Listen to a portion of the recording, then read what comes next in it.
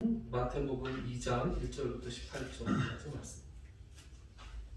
마태복음 신약성경을 제일 시작하는 성경이니 찾으실 수 있겠죠.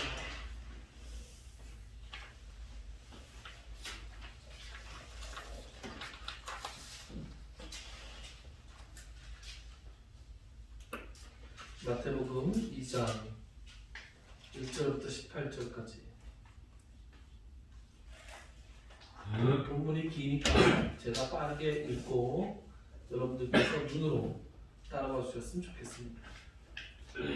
헤롯 왕 때에 예수께서 유대 베들레헴에서 나시매 동방으로부터 박사들이 예루살렘에 이르러 말하되 유대인의 왕으로 나시니가 어디 계시냐 우리가 동방에서 그의 별을 보고 그에게 견주하러 왔노라 하니 헤롯 왕과 온 예루살렘이 듣고 수동한지라.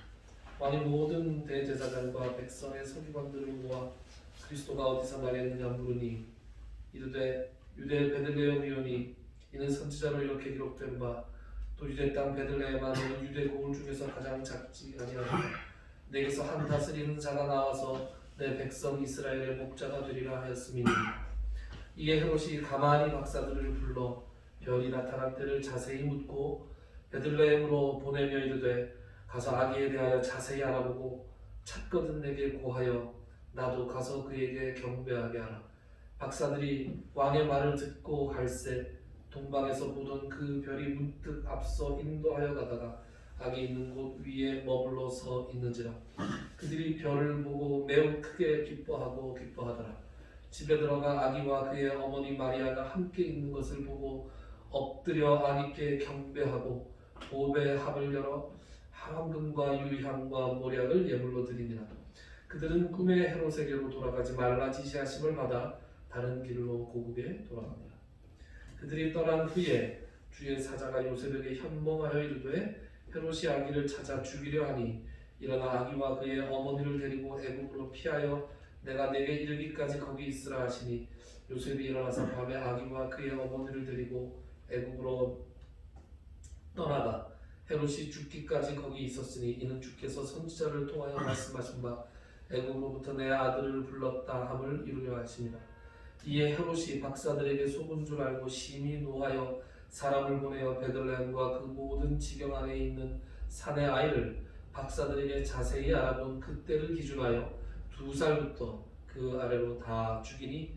이에 선지자가 예레미야를 통하여 말씀하신 바 라마에서 슬퍼하며 크게 통곡하는 소리가 들리니 라헬이 그 자식을 위하여 애곡하는 것이라. 그가 자식이 없으므로 위로받기를 거절하였도다 함이 이루어졌느니라. 아멘. 동방박사 이야기가 나옵니다. 제가 성경 퀴즈를 하나 내죠. 예수님을 찾아왔던 동방박사는 몇 명이었습니까? 3분 아니에요? 왜 3명이죠? 그림에서 본 것 같아요. 이거 학생들한테 단골로 속여먹던 퀴즈입니다. 그림에 3명이 나오죠. 그리고 그 사람들 이름도 있습니다. 그런데 막상 동방박사가 3명이라는 말이 성경에 나오지 않습니다. 그냥 동방박사들 이렇게 나오고 그들이 드린 예물이 황금, 유향, 모략 3가지인데 3사람일 수도 있고 2사람일 수도 있고 4사람일 수도 있는 것이죠. 전승에 의하면 3명입니다. 그런데 성경에는 안 나옵니다. 저희 단골로 학생들은 골탕을 먹이다가 영국에 가서도 골탕을 먹였습니다. 거기 다들 자기가 크리스천이라고 얘기하잖아요. 크리스천이라고 얘기하지만 성경은 안 읽어요. 그래서 고집센 스페인 여자아이하고 이 얘기를 했는데 3명! 그러더라고요. 이름도 뭐 누구 이름 달고 분명하대. 그래서 성경에는 안 나오는데 무슨 소리 하는 거야. 그래서 내기하자. 아이스크림 내기를 해서 아이스크림을 얻어 먹었습니다. 성경에 안 나오네. 아무리 찾아도 안 나오네. 성경을 읽어본 적이 있어야죠. 그래서 성경 좀 읽어라 그랬지. 동방박사가 심지어 찬송에도 동방박사 3사람 하고 나오지만 성경에는 안 나옵니다. 어쨌든 오늘 말씀은 동방에서 박사들이 별을 보고 쫓아와서 이스라엘 와서 예루살렘에 와서 이렇게 이야기하죠.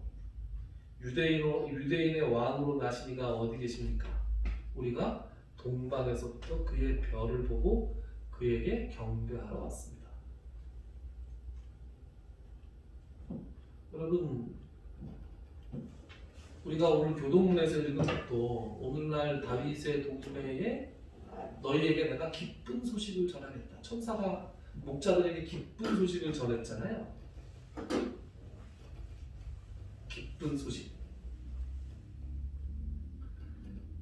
그래서 동방 박사들이 한 말은 과연 이 말을 듣는 사람들에게 기쁜 소식이었을까요? 기쁜 소식이 아니었습니다. 3절에 보면 이런 말씀이 나오죠. 헤롯 왕과 온 예루살렘이 듣고 소동한지라. 소동이 일어났습니다. 이 소동은 기뻐서 하는 소동이 아니라 정말로 소동이 난 겁니다. 왜 소동이 났을까요? 이 말을 지금 헤롯 왕이 들었습니다. 아니, 왕이 내가 있는데 왕이 나다니, 이게 무슨 말이에요? 있을 수가 없는 말이죠. 그러면 100번 양보해서 헤롯의 아들이 났느냐? 아들도 나지 않았습니다. 헤롯 왕의 가문에는 어떠한 탄생도 있지 않았는데 갑자기 동방에서 범상치 않게 생긴 사람들이 와서 유대인의 왕으로 계신 이가 어딨냐고 찾았습니다. 그래서 이들은 그 말을 듣고 이게 무슨 말이다 하는 것을 알아들었습니다. 이 말은 바로 성경에서 예언해 온 바 그리스도, 히브리어로 하면 메시아가 나셨다라는 뜻이었습니다. 그 말을 헤롯도 알아듣고 온 예루살렘이 듣고 소동했다. 그러니까 이 소문이 났을 때 메시아가 탄생하셨다는 소문이 난 거죠. 그래서 이것이 헤롯 왕을 비롯한 온 예루살렘에 커다란 파장을 일으켰습니다.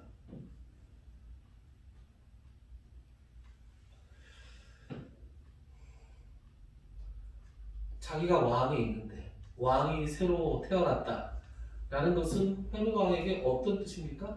자기의 권력을 내놓아야 한다는 의미로 받아들였죠.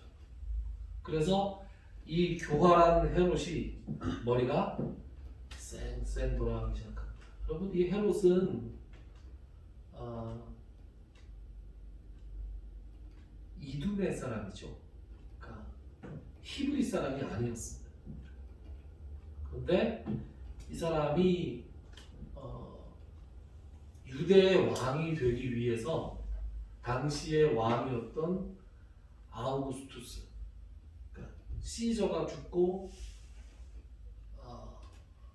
황제 자리에 올랐던 아우구스투스, 우리 성경에는 아구수도 이렇게 나옵니다. 아구수도라고 나오는데 이 아우구스투스에게 엄청난 양의 돈을 갖다 바칩니다. 그래서 어마어마한 뇌물을 갖다 바치고 그 유대 지역의 왕으로 임명을 받습니다. 성경에 보면 이런 말씀 많이 나오죠. 예수님께서 그 비유로 설명하실 때 어떤 사람이 먼 타국으로 가서 임금 지위를 받으려고 갔다가 돌아오는 얘기들, 이런 얘기들 하죠. 이게 이 당시에 그 로마 제국 밑에서의 그 지역을 통치하는 왕으로 보함을 받는 그런 지위를 돈 주고 사는 그런 것들을 염두에 두고 예수님께서 비유로 말씀하시는 거죠. 헤롯은 그렇게 해서 왕이 된 사람입니다. 그래서 이 사람은 사실 역사에 대해서 별로 관심도 없고 권력을 가진 사람들이 다 그렇죠. 역사에 대해서 관심도 없고 자신의 권력에 대해서만 관심이 있었습니다. 그런데 이 사람이 성전을 지어줬어요. 왜 성전을 지어줬느냐? 당시에 있었던 성전은 이 헤롯 왕이 지은 성전입니다. 솔로몬의 성전에 버금가지는 못했지만 제법 크게 잘 지은 성전이었는데요. 성전을 지어준 이유는 자기가 이방인이기 때문에 유대인들의 환심을 사기 위해서 성전을 지어줬습니다. 그러니까 자기의 권력에 도움이 될 만한 일들은 충분히 할 수 있는, 머리가 아주 쌩쌩 잘 돌아가는 그런 사람이었어요. 헤롯, 교활하고 잔인한 왕이었습니다. 이 사람이 동방 박사들에게서 유대인의 왕으로 나신 이가 어디에 있느냐라는 질문을 받았을 때 탁 감을 잡았어요. 이 유대인들이 예전부터 얘기해오던 메시아가 어딘가에서 태어난다. 그래서 이제 머리가 돌아갔을 때 첫 번째 메시아의 소재부터 파악을 해야 되겠다. 이렇게 생각을 했어요. 소재 파악을 하려면 어떻게 해야 돼요? 탐정들을 불러야죠. 그 불러모은 탐정들이 어디에 나오느냐? 4절에 나옵니다. 4절을 우리 이근섭 장로님께서 괜찮으시면 4절을 한번 읽어주시죠.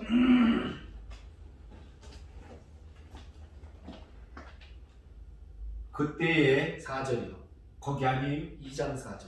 2장 4절. 네. 왕이 모든 대제사장과 백성의 서기관들을 모아 그리스도가 어디서 나겠느냐 물으니 네, 거기까지 감사합니다. 자, 그리스도의 소재를 파악하기 위해서 탐정들을 불러 모았는데 그 탐정들은 누구예요? 대제사장들과 서기관들이었습니다. 성경에 정통하다고 스스로 자부하고 알려졌던 사람에게 메시아랑 그리스도랑 같은 말이에요. 그리스도가 어디서 나기로 되어 있냐? 이렇게 물어보니 그 사람들이 베들레헴에서 나기로 되어 있다. 이런 정보를 줍니다. 오케이. 그래서 베들레헴에서 찾으면 되겠구나. 그런 다음에 헤롯이 취한 행동은 동방 박사들을 가만히 부릅니다. 여러분, 음모가 시작되는 거죠. 그냥 부르고 그냥 공개적으로 부르는 것이 아니라 가만히 부릅니다. 뭔가 꿍꿍이를 가지고 부르는 것이죠. 가만히 불러서 이 동방 박사들을 이용하려고 합니다. 그래서 7절에 어떤 말씀이 나와요? 이에 헤롯이 가만히 박사들을 불러 별이 나타난 때를 자세히 물었다. 이렇게 되어 있습니다. 별이 나타난 때를 자세히 물었어요. 이거 왜 물었을까요? 죽이려고. 어떻게 죽이려고? 별이 나타난 때를 짐작하면 그 아이가 몇 살인지 몇 개월 되었는지 알 수 있잖아요. 그죠? 그래서 오늘 태어난 거냐? 한 달 전에 태어난 거냐? 그래서 별이 언제부터 그랬느냐를 자세하게 물어봤습니다. 그리고 동방 박사들이 원하는 답을 줍니다. 베들레헴에 있다. 베들레헴으로 가시오. 그런데 가서 찾게 되면 나에게도 와서 고해 주시오. 그래야 나도 당신들 다음으로 가서 경배할 수 있지 않겠소. 시퍼런 칼을 뒤에다 숨기고 만면의 온화한 웃음을 띠면서 이 동방 박사들을 속이는 이 교활한 헤롯 왕의 얼굴이 떠오릅니다. 박사들이 왕의 말을 믿고 베들레헴으로 떠났습니다. 아기 그리스도 제거 작전. 이 헤롯의 잔인하고도 교활한 이 음모를 성공시키는데 자기들이 도구로 사용된다는 것을 이들은 알지 못한 채 그냥 헤롯 왕의 말을 덥석 믿고 베들레헴으로 향하고 있습니다.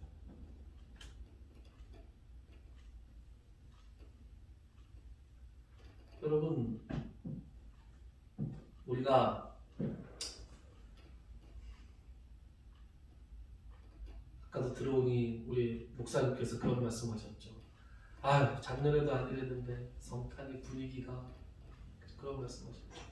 그 성탄 분위기가 참 성탄 입은지도 모르고 있었어요. 성탄 분위기가 참 안 납니다. 성탄 분위기가 안 나는 건 나이 먹으면서도 그랬던 것 같아요. 요즘은 기본적으로 길거리에 캐롤이 안 들리잖아요. 차를 가지고 다녀서 그런가요? 제가 라디오를 듣지 않아서 그런가요? 예전에는 길거리에 지나가면 캐롤이 한 달쯤은 계속 척척하고 나왔던 것 같아요. 그런데 그 무슨 저작권? 아마 그 문제 때문에 그럴 거예요. 하여튼 그래서 캐롤을 어디서 들어보지도 못하겠고 그렇게 점점 어떤 성탄의 분위기라는 것이 점점 식어가고 있었는데 이번 2020년 성탄은 그야말로 이제 그 성탄 분위기의 적막함의 끝판왕이 된 거죠. 와 정말 뭐 성탄인지 아닌지 도저히 짐작해 볼 수 없지. 이렇게 도저히 성탄이라고 기존의 성탄의 분위기와는 너무 다른 그런 분위기 속에서 지금 우리가 성탄 예배를 드리고 있죠. 근데 제가 여기서 하나 여쭤보겠습니다. 지금까지 우리가 2장 1절부터 2장 8절까지 2장 1절부터 8절까지 이렇게 성경 말씀을 읽어봤을 때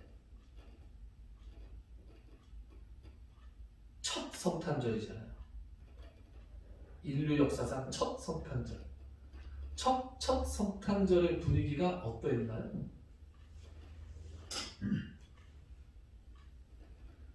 소동 신앙 네, 혼란스럽고 혼란스럽고 살벌하고 음험하고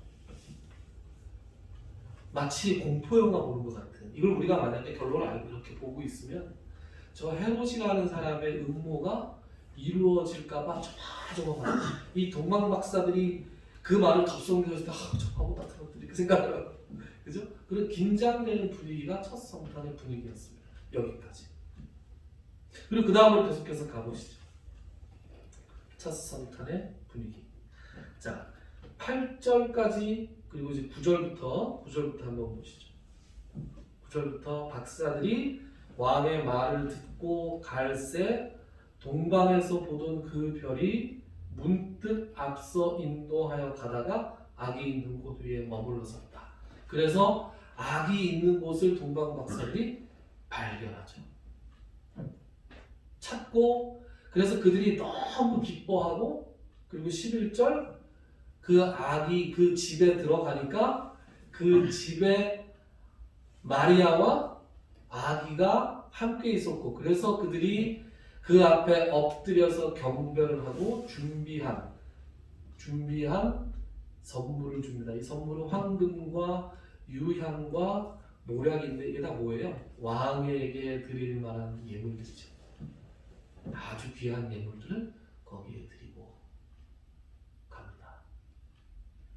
아기 예수 그리스도, 아기 그리스도 제거 작전을 펼치는 지금 헤롯의 음모가 거의 이루어졌죠. 이제 박사들이 해야 될 그 다음 일은 뭡니까? 헤롯에게 돌아가서 우리가 그리스도를 찾았습니다. 빨리 왕께서도 가셔서 기쁘게 가서 경배를 하십시오. 이렇게 얘기하는 것만 남았죠. 아기 그리스도 제거 작전이 거의 성공하는 것처럼 보이는 대목에서 하나님께서 개입하십니다. 그것이 12절에 나오죠. 12절을 우리 이근섭 장로님께서 읽으십시오. 네. 그들은 꿈에 헤롯에게로 돌아가지 말라 지시하심을 받아 다른 길로 고국에 돌아가니라. 하나님께서 만약에 여기서 꿈에 나타났지 않아요? 꿈에 누가 나타났을까요? 12절에 보면 꿈에 지시함을 받았다라는 말만 나오고 누가 나타났다는 말은 안 나오는데 13절에 보면 그들이 떠난 후에 주의 사자가 요셉에게 현몽했다. 이번에는 요셉의 꿈에 나타나죠. 주의 사자가. 그걸 보면 하나님께서 이 일들을 헤롯의 음모를 저지하시기 위해서 주의 사자를 그들의 핵심 인물들의 꿈에 지금 보내고 계시죠. 그래서 만약에 그날 밤에 주의 사자가 동방박사들의 꿈에 나타나서 강력하게 지시를 하지 않았더라면 동방박사들은 헤롯의 계획대로 예루살렘으로 돌아가서 자기들이 찾아서 경배한 그 그리스도를 죽이는데 1등 공신이 될 수 있었을 거예요. 하나님께서 개입하시고 주의 사자를 보내서 너희들이 헤롯에게 돌아가지 말고 다른 길로 통해서 고국으로 돌아가. 그리고 13절 주의 사자가 동방박사들은 가고 주의 사자들이 이번에는 요셉의 꿈에 나타납니다. 요셉의 꿈에 나타나서 뭐라 그래요? 헤롯이 아기를 찾아서 죽이려고 하니까 일어나서 아기와 어머니를 데리고 애굽으로 피하여 내가 내게 이르기까지 거기 있으라. 그렇게 말씀합니다.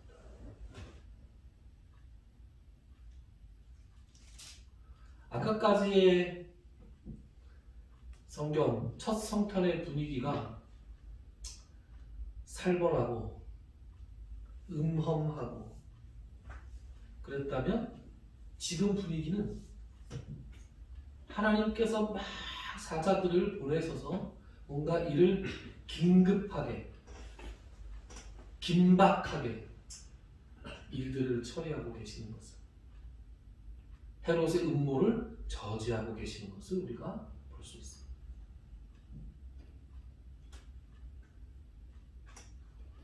16절에 보면 이런 말씀이 나옵니다. 이에 헤롯이 박사들에게 속은 줄 알고 심히 노하여 사람을 보냈다. 돌아와야 되는데 돌아오지 않고 박사들 왜 안 오냐? 알아봐. 그랬더니 박사들이 이미 다른 길을 통해서 고국으로 돌아갔다는 말씀이 정보가 전해졌습니다. 그때 헤롯이 대노해서 사람들을 보냅니다. 그리고 그가 한 짓은 인간으로서는 해서는 안 될 범죄를 저지릅니다. 그가 박사들에게 그 별이 나타난 때를 자세하게 알아봤다 그랬잖아요. 그 자세하게 알아본 그때를 기준으로 해서 2살부터 그 아래로 다 죽였다. 베들레헴과 그 인근에 있는 모든 지역에 2살 아래에 있는 아이들을 다 죽여버렸다.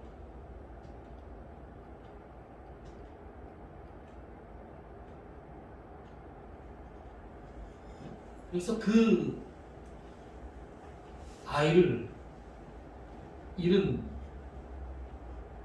엄마를 비롯한 부모들의 통곡 소리가 하늘을 찌르는 일들이 일어났습니다. 18절은 그것을 선지자 예레미야를 통해서 예언된 바가 성취된 것이다. 이루어진 것이다. 라고 얘기합니다. 자식이 없었던 자식을 잃은 그 라헬의 통곡하는 소리를 빗대서 이스라엘에서 2살 이하의 어린 자식을, 어린 아들을 잃은 엄마들의 고통을, 부모들의 고통을 지금 묘사하고 있습니다.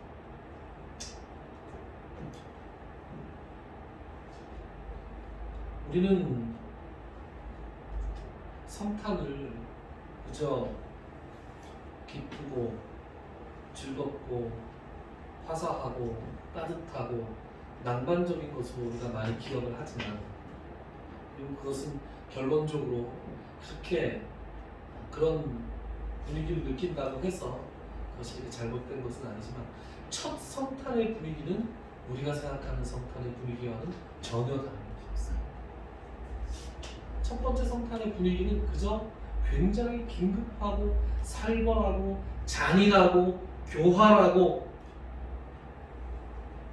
피비린내 나는 살인의 현장이 이어지는 그런 성탄의 모습이었습니다.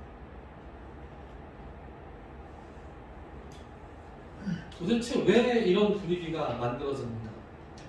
왜 하나님께서는 분명히 인간들을 구원하실 기쁜 소식으로서의 그리스도를 우리에게 주셨는데 왜 이런 첫 성탄의 분위기가 이런 분위기가 만들어질 수밖에 없었는가? 그것은 오실 메시아에 대한 오실 그리스도에 대한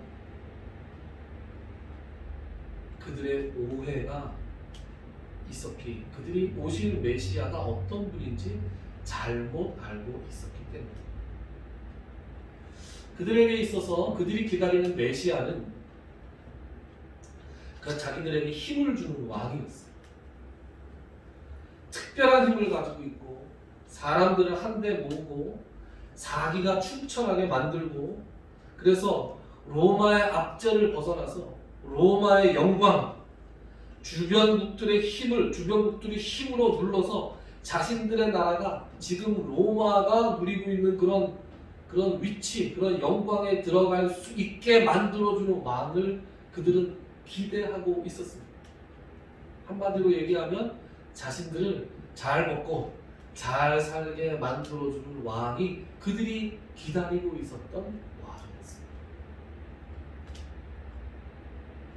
그들이 기다리고 있었던 그리스도는 현실의 권력자였습니다. 예수님이 나중에 공생애를 시작하시고 난 다음에 많은 이적들을 일으키시잖아요. 예수님께서는 병자를 고치시고 죽은 사람도 살려내시고 귀신을 내쫓으시고 또 물 위를 걸으시고 풍랑을 잠잠하게 하시고 광야에서 5,000명을 먹이시고 하는 그런 기적을 베풀 때 그 사람들에게 보였던 예수님의 모습은 자기들을 잘 먹고 잘 살게 만들어줄 왕으로서의 모습을 그들이 기대했던 거죠. 그래서 예수님께서 예루살렘으로 입성하실 때 군중들이 예수님을 향해서 뭐라고 외칩니까? 호산나라고 외치죠. 호산나라는 말은 왕에게 주어지는, 메시아에게 주어지는 그런 호칭이었어요. 호산나가 원래는 주여 우리를 구원하소서 이런 말인데 나중에는 그 뜻을 잃어버리고 그냥 메시아에게 환호하는 목소리. 지금 우리나라로 치면 만세 정도 될까요? 만세, 대한민국 만세 이렇게 외치면서 만세가 1만 만자의 그 세월할 때 그 세자라는 것을 기억하면서 외치는 사람은 많지 않겠죠. 원래 의미보다는 뭔가 무슨 뜻일까요? 만세! 좋다는 뜻이겠죠. 한국 사람만이 알고 있는 그런 뜻. 그러면 예수님께서 예루살렘으로 입성하실 때 사람들이 자기의 옷을 펴서 그 예수님이 들어오는 길에 막 깔고 그리고 호산나라고 외칠 때 그 사람들에게는 분명히 예수님에게 그런 기대가 있었던 것이죠. 자기들을 이 어려운 삶에서 벗어나게 해줄 삶.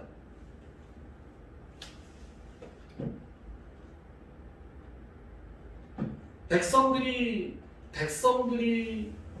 예수님에게, 그리스도에게 환호하는 것은 바로 그러한 기대 때문에 환호하는 것입니다.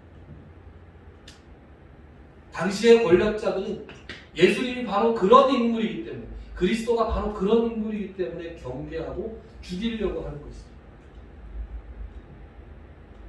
세상에 속한 왕인 줄 알고, 세상의 문제를 해결해주는 왕인 줄 알고, 그런 강한 왕인 줄 알고 자신의 권력을 위협하는 존재로 그리스도를 생각하는 것이죠. 권력이라는 것은 나눠 가질 수 없는 거 아닙니다. 상대방을 죽여야 내가 살 수 있는 것인데 그것이 하나님의 그리스도라고 할지라도 권력자들의 눈에는 제거해야 될 대상으로밖에 보이지 않는 것이죠. 헤롯의 입장에서 보면 그런 의미에서 악의 그리스도 제거 작전은 어쩌면 당연한 것이었을지도 모르겠습니다.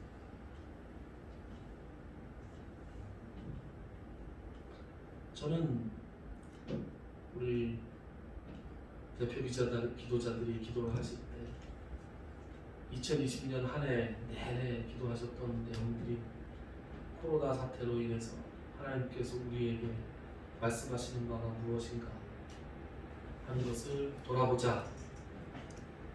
하신 걸 감사한다는 취지의 기도를 하신 것으로 기억합니다. 정말로 그러합니다.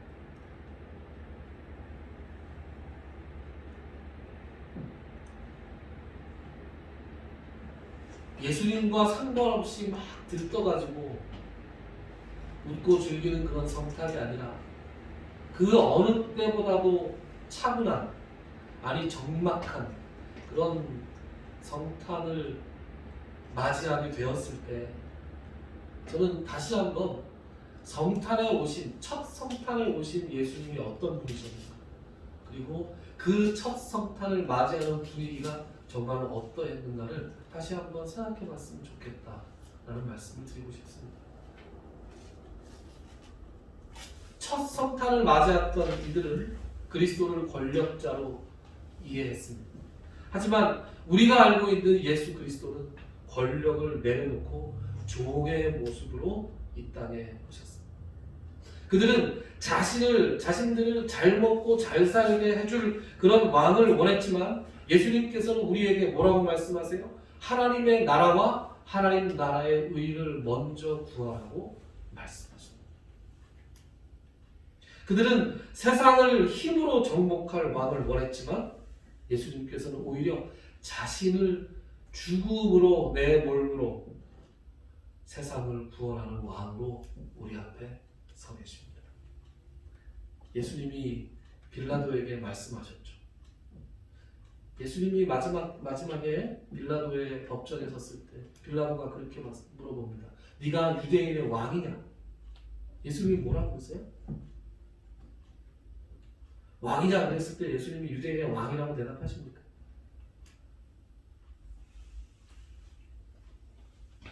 잘 모르십니까? 예. 복음서에 보면 이런저런 기록들이 있는데 요한복음에는 이렇게 대답합니다. 네가 왕이냐? 네가 유대인의 왕이냐? 내가 유대인의 왕이다.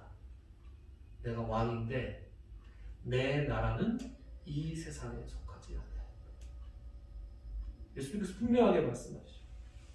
만약에 내 나라가 이 세상에 속한 것이었으면 나를 따르는 군대가 나로 하여금 여기에 잡혀오지 않게 했을 것이다. 그러나 내 나라는 이곳에 속한 것이 아니고 내가 이 세상에 온 것은 하나님의 진리를 전하기 위해서 온 것이다.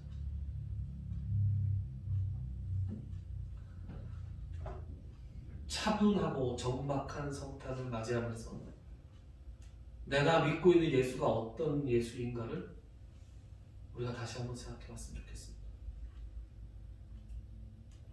무엇 때문에 예수를 믿고 있습니까? 어떤 예수님을 믿고 있습니까? 어떤 예수님, 어떤 그리스도를 우리는 원하고 있습니까? 오늘 말씀이 우리가 생각하고 겪어온 성탄의 분위기와는 사뭇 다른 첫 성탄의 분위기를 전하면서 우리에게 도전하는 바는 바로 이것이 아닐까 생각합니다. 성탄을 맞이하면서 내가 추구하는 예수님, 내가 믿고 있는 예수님의 모습을 다시 한번 돌아보는 저와 여러분들이 되었으면 좋겠습니다. 기도합시다.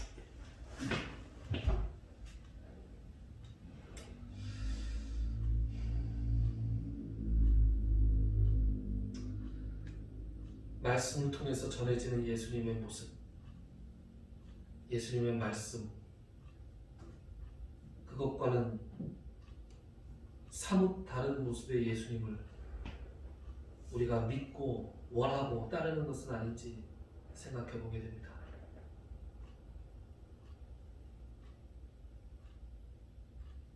내 인생의 필요와 소원들을 이루어주는 예수님을 원하며 하나님의 나라와 하나님 나라의 의를 먼저 구하지는 못하는 첫 성탄을 맞이했던 그때의 사람들이 가졌던 생각과 다르지 않은 생각을 우리가 가지고 있는 것은 아닌지, 내가 이 땅에서 성공적인 삶을 살기 위한 수단으로, 도구로 주님을 이용하며 살아가고 있는 것은 아닌지, 주님의 말씀을 있는 그대로 심각하게 진지하게 나의 삶의 지침으로 생명을 걸고 따라야 할 것으로 우리가 여기기보다는 나의 입맛에 맞는 그러한 말씀들만을 취사 선택하여 받아들이고 있는 것은 아닌지, 나를 따라오려거든 자신을 부인하고 나의 십자가를 지고 주님을 따르라고 말씀하셨던 그 주님의 말씀에 합당한 삶을 살고 있는지, 과연 어떠한 예수님, 어떠한 그리스도를 원하고 있는 것인지, 그 말씀을 통해서 다시 한번 우리 자신을 성찰해보는 시간이 되기를 원합니다. 예수님을 알지 못하는, 예수님의 삶과 말씀을 알지 못하는 사람들처럼 알 수 없는 근거 없는 기쁨과 즐거움으로 이 성탄을 맞이하는 것이 아니라, 또 그러한 분위기가 없는 것으로 우울해하는 것이 아니라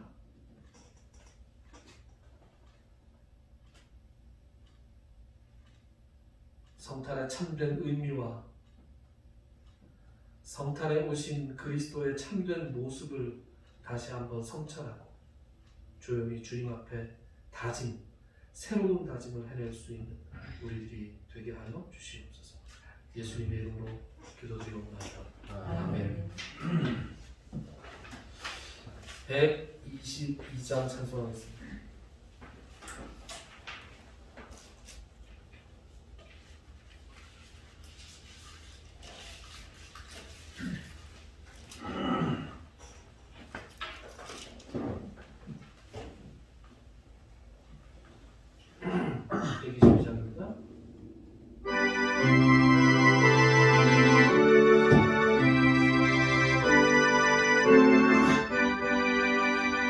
참만 나은 성도여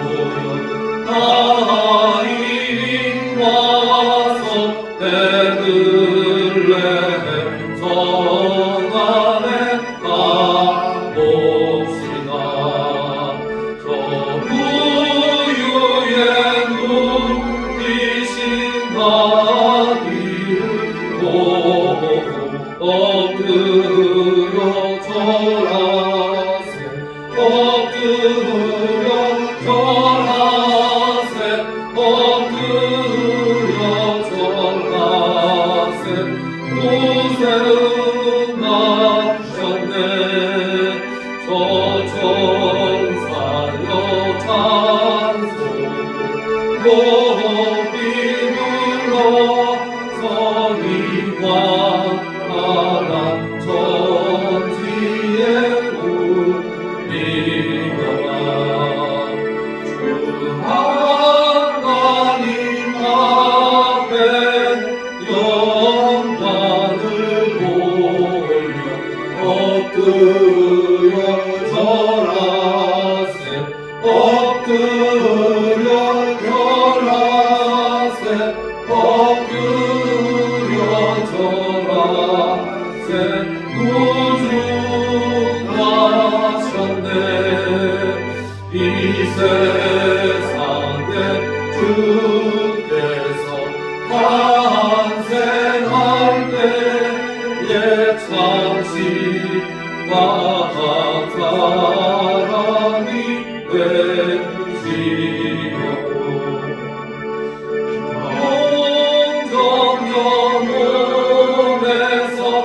하시었으니 엎드려 절하세 엎드려 절하세 엎드려 절하세 구주하셨네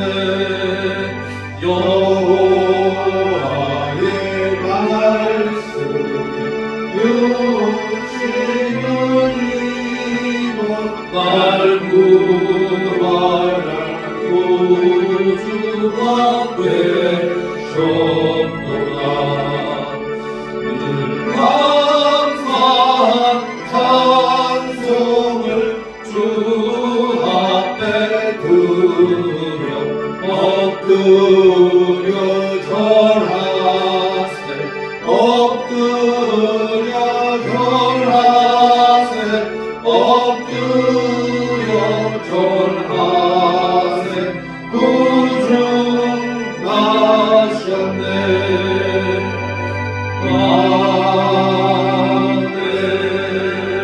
아멘. 이제는 우리 주 예수 그리스도의 무한하신 은혜와 하나님 아버지의 지극하신 사랑하심과 성령님의 감동, 감화, 교통 충만하신 역사가 오늘 이 예배에 참석하는 모든 성도님들 머리 위에 그들의 가정과 그들이 행하는 모든 사역 위에 이제로 영원토록 함께 있을지어다.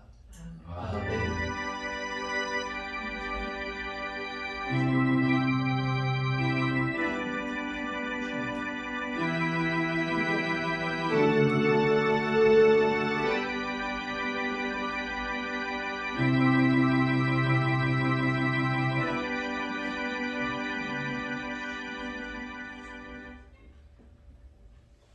네, 예배 마쳤습니다. 감사합니다.